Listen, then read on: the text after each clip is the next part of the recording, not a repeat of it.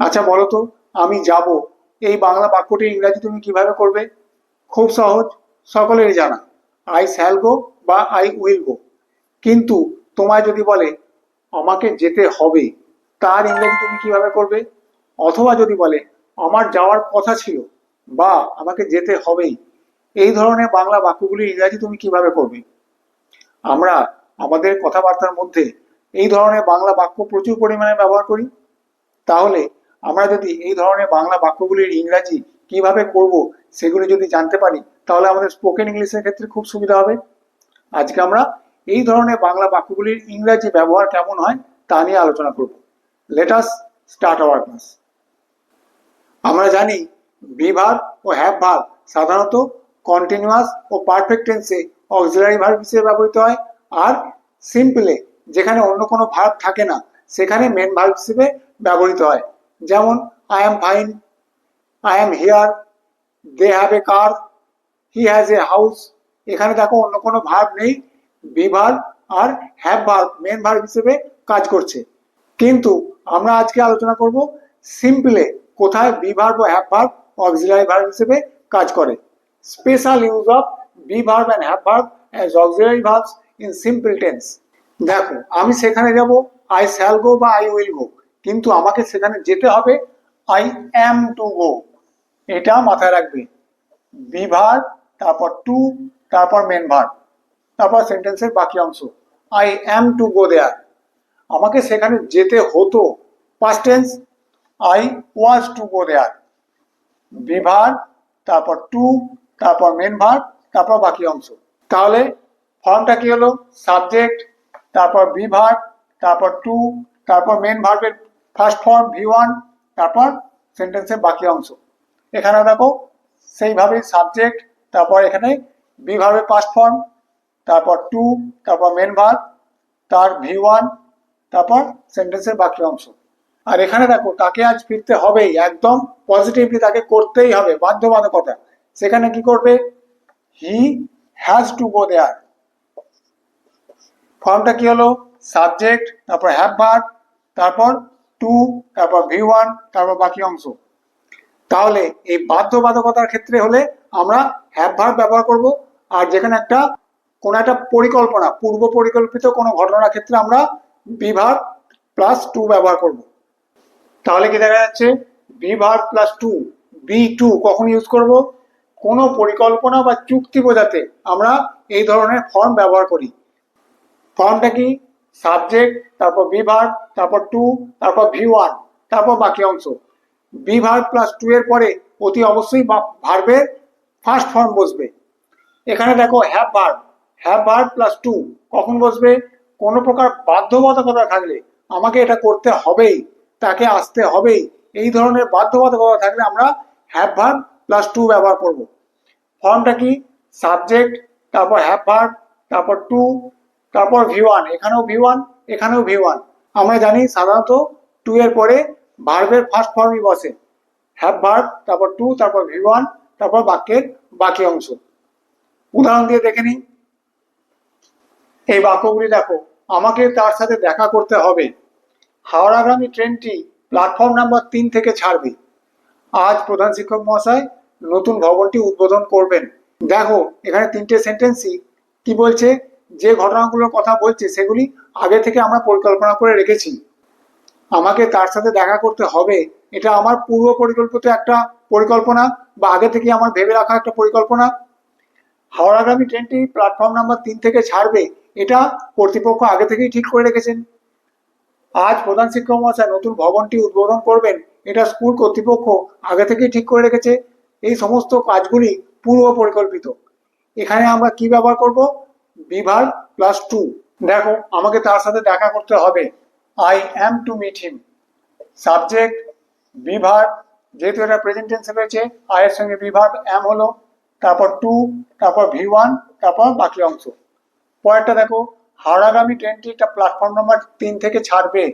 হাওড়াগামী, এই ধরনের ইংরাজি আমরা কিভাবে করব? হাওড়া বাউন্ড, হাওড়াগামী, Howrah bound. The Howrah bound train is to leave from platform number 3। এটা আগে থেকেই পরিকল্পনা করা রয়েছে। যে হাওড়া যে ট্রেনটা যাবে সেটা প্ল্যাটফর্ম নাম্বার 3 থেকে ছাড়বে। আজ প্রধান শিক্ষক মহাশয় নতুন ভবনটি উদ্বোধন করবেন। The headmaster is to inaugurate the new building today. এটা আগে থেকেই পরিকল্পনা করা হয়েছে। এই ধরনের বাক্যগুলোর ইংরেজি করার জন্য আমরা বি, তারপর টু, তারপর V1 ফর্ম ব্যবহার করব। আরো কিছু দেখে নিই। দেখো, তার এখানে উপস্থিত থাকার কথা ছিল এমন একটা ঘটনা যেটা আগে থেকেই পরিকল্পনা করা রয়েছে। এখানে এই মুহূর্তে তার উপস্থিত থাকার কথা ছিল, সে এসেছে অথবা আসেনি, কিন্তু তার এখানে উপস্থিত থাকার কথাটা ছিল, এটা আগে থেকেই পরিকল্পনা করা ছিল। হি ওয়াজ টু রিমেন, এখানে থাকা remain, he was be verb past tense, he was to remain present here. Subject be, তারপর টু, তারপর V1, তারপর বাক্যের বাকি অংশ। বোঝা গেল? আমাদের ওই বাড়িটি কেনার কথা ছিল। We were to buy, be verb, তারপর টু, তারপর V1, that house. Subject be verb to, V1, তারপর বাক্যের বাকি অংশ। বোঝা গেল? আমাদের ওই বাড়িটা কেনার কথা ছিল, আগে থেকেই পরিকল্পনা করা ছিল। ছাত্ররা আজ একটি বিজ্ঞান প্রদর্শনী করবে, সেটা তারা আগে থেকেই পরিকল্পনা করে রেখেছে। দ্য স্টুডেন্টস আর টু, এখানে বিভাগটা এখানে আর কেন হলো, যে আজকে করবে, কিন্তু এগুলি আগে থেকে পরিকল্পনা করে রেখেছিল। স্টুডেন্টরা আজকে বিজ্ঞান প্রদর্শনী করবে, বা এটাও বলতে পারো ছাত্রদের আজকে একটা বিজ্ঞান প্রদর্শনী করার কথা ছিল, সেখানে কিন্তু পায়ার টু হয়ে যাবে, এখনো তারা করে উঠতে পারেনি বা করেনি, সেই জন্য কথা ছিল। আজকে করবে, তারা এখনো আয়োজন করছে, তাদের পরিকল্পনা রয়েছে। The students are to organise a science exhibition today. The student subject be, তারপর টু, তারপর V1, তারপর সেন্টেন্সের বাকি অংশ। পরটা দেখো, সকলে বিকেল 4টের সময় মাঠে সমবেত হবেন। এটা আজকে বিকেল 4টের সময় সকলে সমবেত হবেন। এই আজকের যে সমবেত হওয়ার কথাটা আগে থেকেই পরিকল্পনা করা ছিল। অল, আমরা অলও বলতে পারি, এভরিওয়ানও বলতে পারি। অল হলে প্লুরাল হবে, আর এভরিওয়ান হলে singular. All are to assemble on the ground at 4 PM, অথবা everyone is to assemble on the ground at 4 PM। বোঝা গেল? লিখে দিও। দেখো এই বাক্যগুলো, আমাকে আগামীকাল যেতেই হবে। যদি আমাকে আগামীকাল যেতে হবে, তাহলে আমরা কিভাবে করতাম? I am to go to school tomorrow. কিন্তু আছে কি, আমাকে আগামীকাল বিদ্যালয়ে যেতেই হবে। হস্যইটার জন্য কিন্তু বাক্যের গঠনটা পাল্টে যাচ্ছে। যেতে হবে থাকলে আমরা করতে পারতাম অ্যাম টু গো, কিন্তু যেতেই হবে, সেই জন্য বাধ্যবাধকতা রয়েছে। কি করব? I have to go, I have to go to school tomorrow. Have verb নিয়ে এলাম।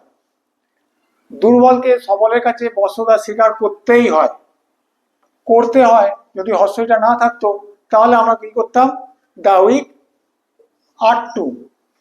এখানে দেখো উইক যেহেতু অনেককে বোঝাচ্ছে, সেই জন্য আমরা প্লুরাল ভার্ব ব্যবহার করেছি।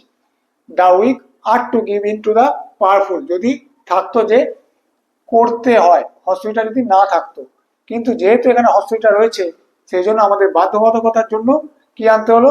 Have to. The weak have to give in to the powerful. Give in মানে বশ্যতা স্বীকার করা। বোঝা গেল? তোমাকে এই কাজটা আজ সম্পূর্ণ করতেই হবে। যদি শুধু করতে হবে থাকতো তাহলে আমরা কি করতাম? You are to. কিন্তু করতেই হবে, বাধ্যবাধকতা রয়েছে, সেই জন্য you have to complete the work today. বোঝা গেল? বাধ্যবাধকতার ক্ষেত্রে আমরা হ্যাভ ভার্ব, তারপর টু, তারপর V1 নিয়ে আসবো। লিখে নাও। আবার দেখো, আমাকে অপেক্ষা করতেই হলো, পাস্ট টেন্সে রয়েছে, আবার বাধ্যবাধকতা রয়েছে যে আমি অপেক্ষা না করে পারলাম না, আমার কোনো একটা কাজ ছিল যেটার জন্য আমাকে অপেক্ষা করতেই হলো। কিভাবে করব? I had to wait, have ভার্বের past form. I had to wait, আমাকে অপেক্ষা করতেই হলো। সাবজেক্ট, তারপর হ্যাভ ভার্ব, তারপর টু, তারপর V1। বোঝা গেল? এখানে দেখো, সফলতা লাভ করতে হলে তোমাকে পরিশ্রম করতে হবেই, বাধ্যবাধকতা। না পরিশ্রম করলে তুমি সফলতা লাভ করতে পারবে না। You have to work hard, এখানেই যাবতীয় কাজ, বাকিটা তো বাক্যের বাকি অংশ। You have to work hard, তোমাকে পরিশ্রম করতে হবেই, বাধ্যবাধকতা। ইউ হ্যাভ, তারপর টু, ওয়ার্ক, V1 আর ওয়ার্ক হার্ড হলো পরিশ্রম করা। বোঝা গেল? ট্রেনটা ধরতে আমাকে ছুটতেই হলো, আমি না ছুটলে ট্রেনটা ধরতে পারতাম না। I had to run to catch the train. বুঝতে পারলে? লিখে নাও। আশা করি আজকের এই ক্লাসটা তোমাদের ভালো লেগেছে। এই ছোট্ট জিনিসটা তোমরা ভালোভাবে আয়ত্ত করতে পেরেছো। তোমরা যদি এই ধরনের বাক্য ইংরেজিতে ব্যবহার করতে পারো, তাহলে তোমাদের স্পোকেন ইংলিশের ক্ষেত্রে যে শুধু লাভ হবে তাই নয়, তোমরা যখন ইংরেজিতে কোনো কিছু লিখতে যাবে, কোনো রাইটিং বা কম্পোজিশন লিখতে যাবে, সেখানেও তোমাদের কাজে লাগবে। যদি ক্লাস ভালো লেগে থাকে তাহলে আর দেরি না করে ভিডিওটিকে লাইক করো, চ্যানেলটিকে সাবস্ক্রাইব করো আর বন্ধুদের মাঝে চ্যানেলটিকে শেয়ার করে দিও। Thank you.